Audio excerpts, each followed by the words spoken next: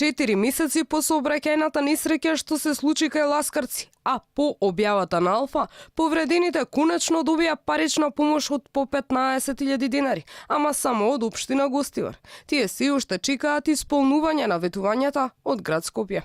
Добиени се од страна на Гостивар 15.000 денари. Спорува, дека че имало уште некоја сума од страна на Гостивар, но толку ми дава по 15.000 денари. Се само од град Гостивар. Изборите ја одолговлекле исплатата на средствата за семејствата на загинатите и на повредените, велат за Алфа од град Скопје.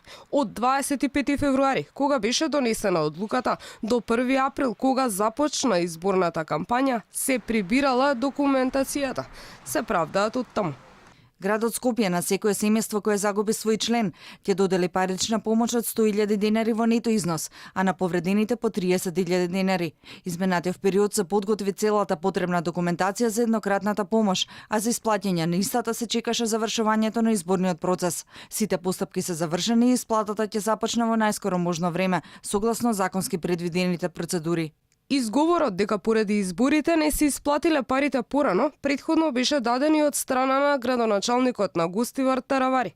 Владата пак во април вети дека повредените ќе бидат ослободени од плаќање партиципација при користењето на здравствени услуги. Оттаму на прашање на Алфа посочија дека провериле во градската општа болница 8 септември и според нив на ниту еден од повредените не му било наплатено и побараа доколку се случил пропуст да се пријави од страна на пациентите, без да прецизираат каде точно граѓаните треба да се обратат. Дел од повредените, што побараа да останат анонимни, тврдат дека плаќале по 100 евра за операции и велат, не знаеме каде треба да пријавиме за да ни бидат вратени парите. Не, нигде пријавиме, не кажано, не.